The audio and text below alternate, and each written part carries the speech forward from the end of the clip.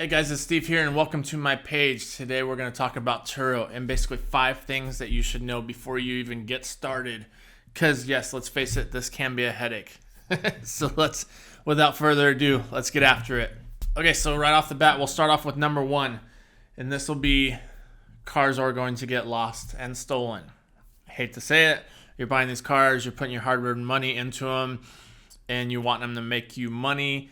But when it comes down to it, it does happen. They do get lost and stolen. Just know this going in, and obviously if it's one of your favorite cars, if it's a classic car of yours that you just don't want to see disappear, chances are you probably don't want to put it on the platform, okay? Just know that it is a good asset and it can get lost along the process, which it does suck. It is what it is. One way you can go about it, and this has kind of been it's a debate of, do I put trackers on my car or do I just let it ride? Me personally, I don't want to know. Hertz, Budget, Enterprise, all those people, they don't have trackers on their cars. You rent it out. We know who it's rented to. That's all I need to know, okay? You guys can do what you want with it. Do whatever. The other side of that is you can put it in trackers, and now you know all the time where this car's at, what's going on with it. And to me personally, I don't want to know. I want to know where you're at. I don't want to know what you're doing with the car. So me personally, I don't let it ride. Sometimes Turo will ask you if the car is lost or stolen. Hey, do you have a tracker on it? And you can go either way with this. Yes, I know where it's at, and obviously they're not going to want you to put yourself in any harm, nor do I. I don't want you to either, so I don't want you repoing these yourselves.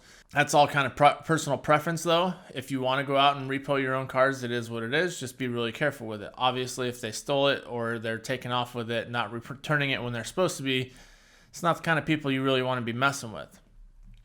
The other part of that is Turo has a process in place to return these cars or get them back to you as soon as they can. It is a little bit more lengthy if you don't have a tracker, but like I said, it's a long debate. You can go on this topic for a while, and maybe I'll do another video on that.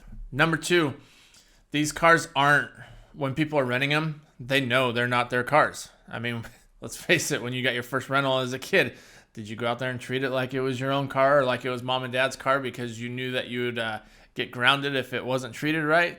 No, you went out and it was someone else's car. So you didn't really care as much. So there's going to be damages, inside and out. You'll get a lot of smoking stuff inside the car. And with everything going right now, you got the e-cigarettes, you got regular cigarettes, you got pot, There is ways to get rid of these smells, but it is going to happen. It's not a matter of if, but when. And just kind of know that right off the bat. I'm not trying to scare you guys out of this, but, it's better to know this right from the get-go. So number 3, if you're not really thinking about this, it's kind of the last thing in your mind. You're like, oh, I can make money on this. And you totally forget, hey, I still got to do maintenance on these things. There's different ways you can save money on this. You can do the maintenance yourself, find somebody else where if you have multiple cars, they're basically giving you a multi-car discount type thing. Or once again, you just jump on that good old YouTube and it'll tell you exactly how to, do the oil changes or brake changes or any basic maintenance that you need on your cars that you have in your fleet. So this is an expense that you are going to incur. It's another one of those, not a matter of if but when, because let's face it, people are putting a bunch of miles on your cars, so you are having to replace oil, fuel filters, air filters, eventually tires, brakes, all that stuff. So just kind of keep that in the back of your mind, because it is going to be a cost that does eventually come up, and if you're not prepared for it, it could end up costing you some money. So number 4, we got buying your car smart. And this kind of goes back to the whole thing, if it does get lost, if it does get lost or stolen, or if it does get in an accident and you have big boy payments on these cars, it can really hurt you. Because if the car's out for a month, 2 months, it just causes a bunch of headache all around. Financially, you got your payments that you got to do because now you're losing money. You still have a car payment, and you still have to make this car, or you still have to make sure you're hitting these bills, because let's face it, these cars, if they're being financed, it's on somebody's credit, most likely yourselves, unless you start up a business or an LLC, but even that, you're probably co-signing if you're starting off right off the bat.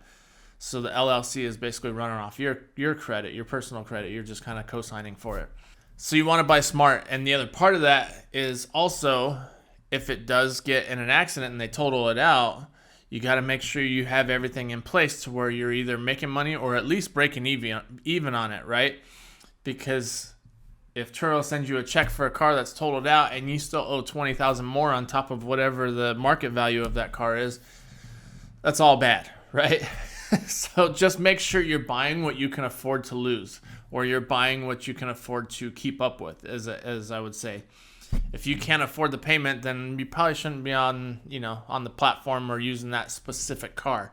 It all kind of depends on what your risks are that you're willing to take on the platform as far as your deductible, the insurance policies.